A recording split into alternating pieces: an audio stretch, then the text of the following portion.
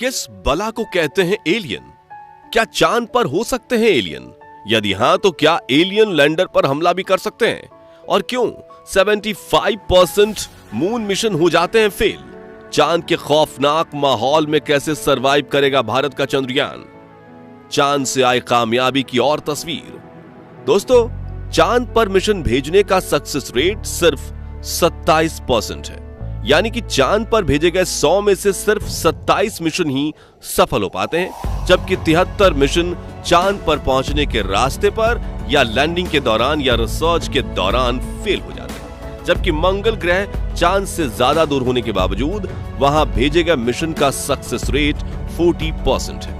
ऐसे में इन मिशंस के फेल या पास होने में से मुख्य 3 चीजें जुड़ी होती हैं। वहां जाने का रास्ता, लैंडिंग और रिसर्च प्रोसेस।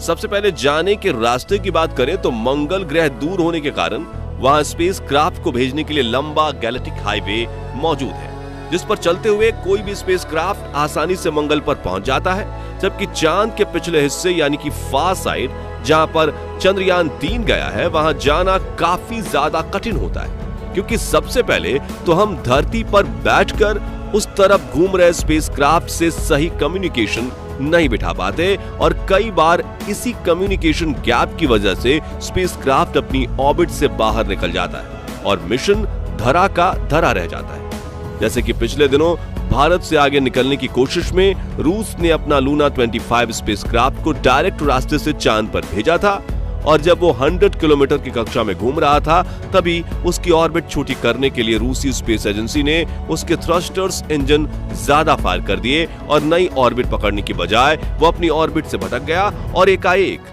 चांद पर क्रैश हो गया। इसी के साथ रूस का भारत से आगे निकलने का सपना भी चांद की मिट्टी में मिल गया। लेकिन हमारे चंद्रयान 3 ने इस रास्ते को पार करके चांद तक पहुंचने में जीत हासिल कर ली है।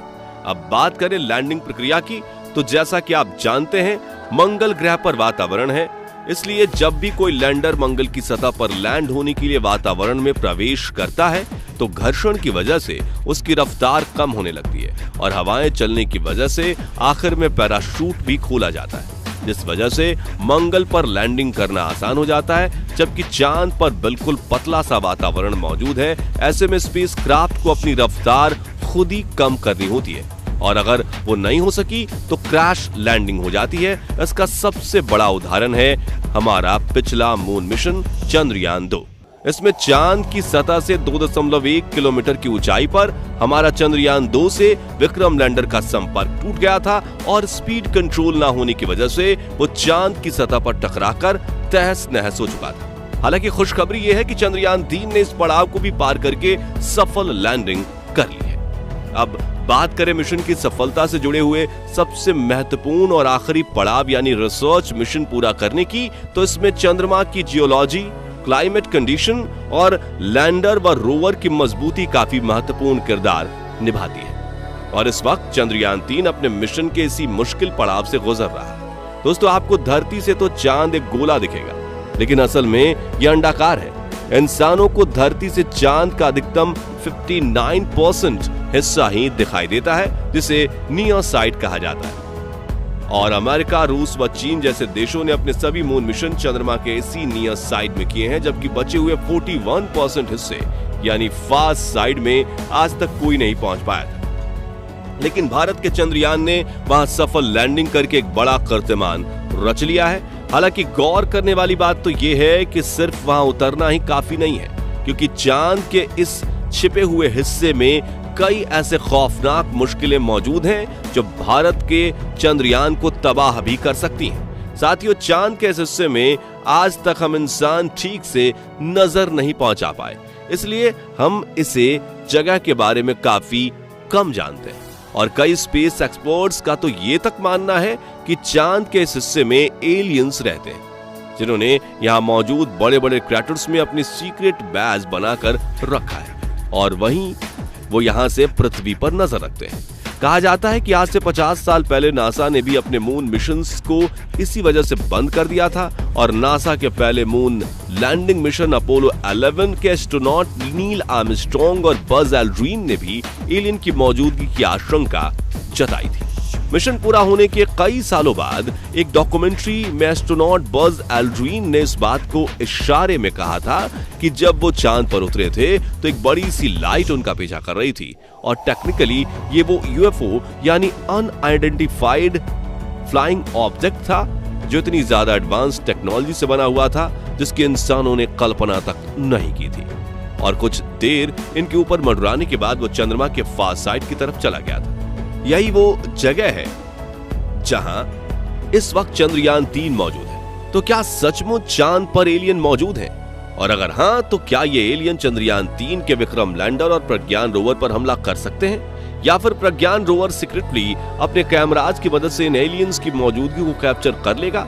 हालांकि इसरो ने अपने मिशन के इस पहलू पर कोई विशेष चर्चा नहीं की है, लेकिन अगर प्रज्ञान रोवर एलियंस की खोज कर लेता है तो ये स्पेस मिशन के इतिहास की सबसे बड़ी खोज होगी, जिससे हम नासा, रूस और चीन जैसे महाशक्ति देशों को पीछे छोड़कर स्पेस रेस में सबसे आगे निकल जाएंगे। असल में दोस्तों, समय समय पर बहुत से लोगों ने इस तरह की बातें और दावे किए हैं, लेकिन हम आपको बता दें कि ये सब सिर्फ कॉन्स्पिरेसी थियरीज हैं, यानी अपने दावों को सही और सच साबित करने के लिए उनके पास कोई सबूत नहीं है। अब बहुत से लोग इन कॉन्स्पिरेसी थियरीज को सच मानते हैं और बहुत से लोग इन्हें बेबुनियाद समझते हैं। खैर जो भी हो, अब हमारा चंद्रयान 3 चांद के इस इलाके में पहुंच चुका है और आज तो नहीं कल इस रहस्य से भी पर्दा उठ ही जाएगा। लेकिन साथियों, हम इतना स्पष्ट कर देते हैं कि ये कोई जरूरी नहीं कि एलियंस कोई बड़ी बड़ी आंखों वाले लंबे लंबे सिंग वाले डरावने जीव ही हों। एलियंस का मतलब है नई दुनिया का जीव, यानी हमारे पृथ्वी के अलावा इस समय ब्रह्मांड में पाए जाने वाले सभी छोटे और बड़े जीव को एलियन कहा जाता है। यानी चांद पर किसी भी रूप में पानी मिलता है तो वहां बैक्टीरियाज और वायरस जैसे एलियन होना भी संभव है। लेकिन फिर भी आपके मन में एक सवाल तो जरूरी आ रहा होगा कि जब चांद पर ऑक्सीजन है ही नहीं तो कोई जीव ऐसे कैसे वहां पनप सकता है? तो इस सवाल का जवाब हमारी पृथ्वी पर मिलता है, क्योंकि पृथ्वी पर कई ऐसे बैक्टीरियाज पाए जाते हैं जिन्हें जीवित रहने के लिए ऑक्सीजन की जरूरत ही नहीं है। इस तरह के बैक्टीरियाज को अनॉक्सी बैक्टीरिया कहते हैं। खैर जो भी हो, हमारा चंद्रयान इससे स्पष्ट करने की कोशिश तो जरूर ही करेगा। इसके अलावा दोस्तों, चांद की जियोलॉजी और क्लाइमेट चंद्रयान 3 के रिसर्च मिशन के लिए काफी मुश्किलें खड़ी कर सकती हैं, क्योंकि वहां का इकोसिस्टम पृथ्वी और मंगल की तरह नहीं है। आपको ये जानकर हैरानी होगी कि चांद की सतह पर पिछले करोड़ों सालों से उल्कापिंड की बारिश हो रही है, जिसने चांद की सतह पर बड़े बड़े क्रैटर्स बना दिए हैं। क्रैटर्स 1 सेंटीमीटर से लेकर 2500 किलोमीटर तक बड़े हैं और इनकी गहराई 10-10 किलोमीटर से भी ज्यादा हो सकती है। ऐसे में अगर प्रज्ञान रोवर अपने सफर में किसी क्रैटर के पास जाता है और उसके टायर फिसल जाते हैं तो उसे रेस्क्यू करना नामुमकिन हो जाएगा, क्योंकि इन क्रैटर्स में करोड़ों सालों से सूरज की रोशनी तक नहीं पहुंची और ये अपने अंदर कैसे रहस्य समेटे हुए हैं ये किसी को नहीं पता। वहीं चांद की सतह भी काफी ज्यादा उबड़ खाबड़ है।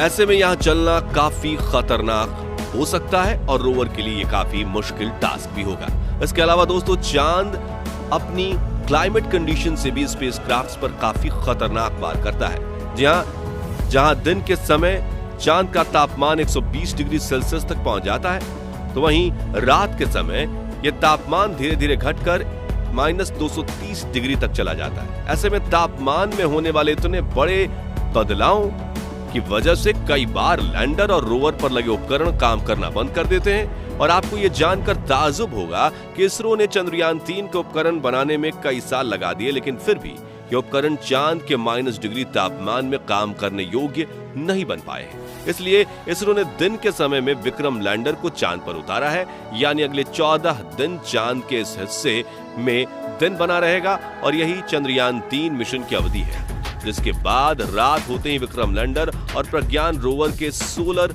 पैनल काम करना बंद कर देंगे और चार्जिंग खत्म होने पर ये दोनों बंद हो जाएंगे और सदियों तक चांद के इस इलाके पर पड़े रहेंगे। तो दोस्तों, अगर आपको भी इसरो पर गर्व है तो कमेंट बॉक्स में इसरो के स्वर्गीय फाउंडर विक्रम साराभाई को धन्यवाद जरूर दीजिए, क्योंकि उन्होंने ये पहल ना की होती तो शायद आज चंद्रमा पर चंद्रयान होता ही नहीं।